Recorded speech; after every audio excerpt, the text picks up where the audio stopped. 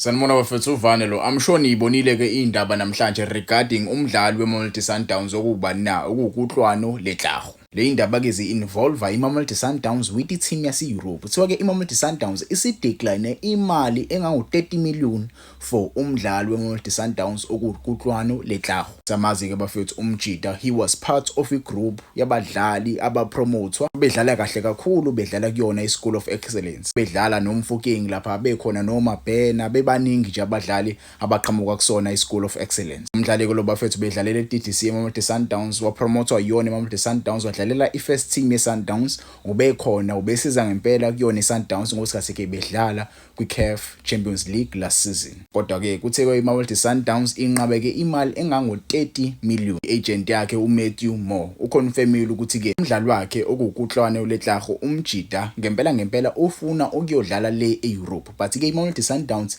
kwengathi ke iyakuvimba lokho, ayifuni ahambe okwamanje aye le e-Europe. Ukubona kweMamelodi Sundowns imali engango-30 million lokho kuyibona engathi ke imali encane kakhulu for a player la kulehlaho, yabo. So lento le ingenze ngacabanga ukuthi ke angiqali ukuyibona indaba ezikanje, angiqali ngempela ukuyibona indaba ezikanje before there are youngsters akhona vele kweMamelodi Sundowns currently esengezwe indaba zawo ezikanje, yabo. Nayi article yaphuma last year ithi Sundowns offers for South African talent in Europe rejected.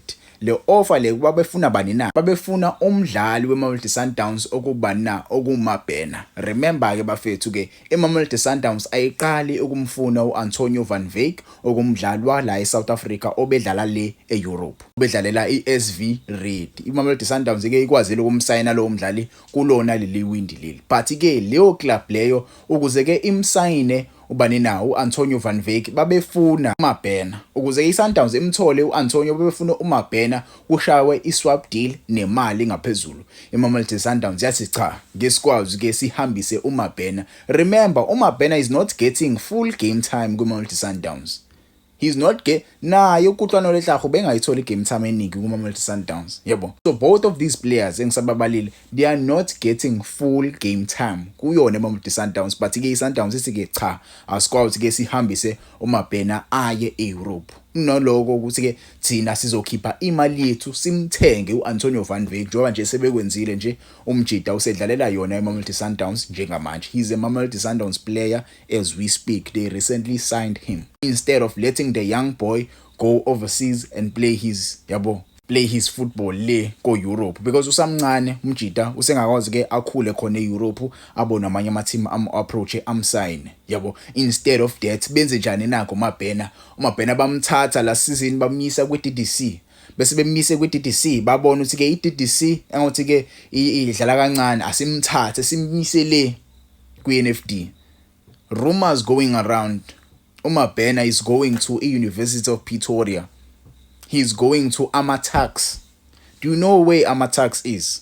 They are playing at NFD. Amatax, they are struggling lapha ku-NFD. And ke uMabhena, he will be part of that group of players abadlala kuwona Amatax. Do you see how iMamelodi Sundowns isebenza ngakhona? Do you see indlela or umshini abasebenza ngawo, yabo? Instead of releasing italent eliye le Europe, badinga imali eningi ukuthi ke abajida bathathwe bahambiswe le. Ingakho amathima amaningi ku Europe uma eza la eAfrica engezi kwiPSL, yabo. Ingakho engezi kwiPSL. The reason why engezi kwiPSL, because they see these youngsters are no 16 17 18 19 adlalelo Mamelodi Sundowns, adlalelo Orlando Pirates, adlalelo Kaizer Chiefs, bebizwa imali engaka. Babona ukuthi hayibo asikwazi ukukhipha imali engango 1 million pounds for umdlali asiyeni kumazwe aphansi, amazwe njengoZimbabwe, kumazwe njengoZimbabwe, siye kumazwe njengobani na, kumazwe njengoCameroon, sizothola mhlambe 3 players answempu ngale mali le efunwa iMamelodi Sundowns, noma ile mali efunwa iPirates, noma ile mali efunwa iKaizer Chiefs. Ingakho you don't get to see most players adlala la kuBetway Premiership ephumelela le, because i-team ifuna umdlali ngemali encane, they tend to block that move, yabo. Abacabangeli umdlali nekusasa lakho umdlali, because if these teams go away and walk away, they won't really come back if you are not even giving the player a game time. I'm looking at the situation here, Emil Witsboy. It is very, very sad and disappointing because he won't get a move overseas, Emil Witsboy. I'm really, really sorry. He won't go overseas. If they are serious ngempela, they must drop the price. Or they must give him to a team ekhona ku-Betway Premiership or sell him ku-team ekhona top la ku-Betway Premiership if they want him to play overseas. Because uma sadlala ku-NFD ayikho i-team ezomlanda ku-NFD kwi-Cape Town City le engenzi kahle. Ayigcinanga-ke lapha i-Sundowns yathena another offer for umdlali wayo futhi okubani na okuMalibongwe Khoza. Kuthiwa-ke Mamelodi Sundowns yathena i-deal yokuthi-ke asayinwe iyona futhi le club le ethiwa nina i-SV Red. SV Red yayifuna futhi-ke uMalibongwe Khoza yasho i-Sundowns ke cha anikwazi ukumsayina ubani na yena uMalibongwe Khoza. Befuna ukuthi-ke bamsayine on a loan with the option ukuthi-ke bamthenge. Sundowns yenqaba yathi cha asikwazi ukuthi-ke sikuvume lokho sihambise uMalibongwe Khoza ayodlala le phesheya.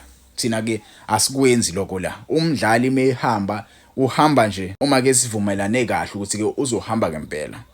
OPhesitawu bahamba bayaphesheya kodwa-ke basebehlale isikhathi eside. Ingakho uPhesitawu ungambonanga ehlala isikhathi eside phesheya. It's because wayesehlale kakhulu la kwi-Betway Premiership ukuze-ke ahamba ele phesheya. Kubi.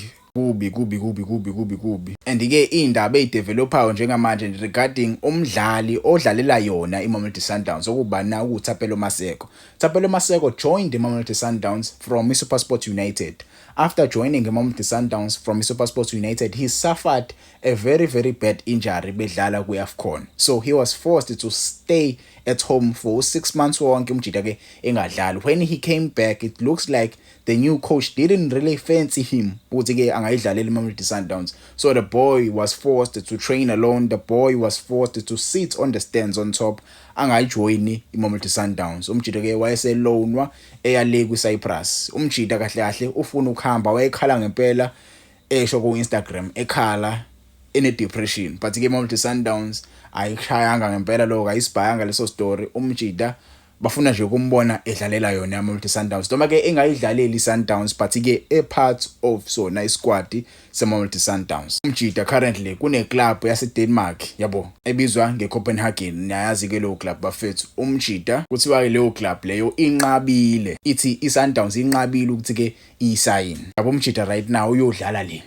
Ngabe umjida manje uyodlala le ama-club anjengo-Al Ahly, ama-club anjengo-Pyramids FC ade mfuna yena uThapelo Maseko. Bengawuthi-ke iMamelodi Sundowns iyenqaba ngempela. Lama youngsters lawa avaliliwe and it's sad and akukho mnandi. But-ke yinto lesesijwayele ukuyibona yabo. Mamelodi Sundowns is the South African European club. I think that's the best way you can put it. They are the European club of PSL. Angazi noma ngiyibeka kahle yini. They are the European club of PSL, I guess. I don't know. But this is not good, guys. This is not good. Mamelodi Sundowns, they have to release these guys. They need to release these guys because abachita, I don't think they i-mental health yabo, I don't think izoba right. Yabo, i-mental health yabadlali kumele sicabangele yona kuqala before sicabangela amaphakethe ethu. Qala bengele i-future abadlali bala eSouth Africa because it seems like they are sidelining these youngsters and forcing these youngsters not to go overseas. But they are quick to sign European or South American players to play in that South African team, which is Mamelodi Sundowns. The youngsters who need to play for Bafana Bafana, they are not getting game time. Mamelodi Sundowns is a very, very big team. Big team as it is, they should be getting a minutes. They should be playing for CAF Champions League, these youngsters. They are the ones who should be there playing. They are the ones who should be going overseas, not deprived for a move to European clubs.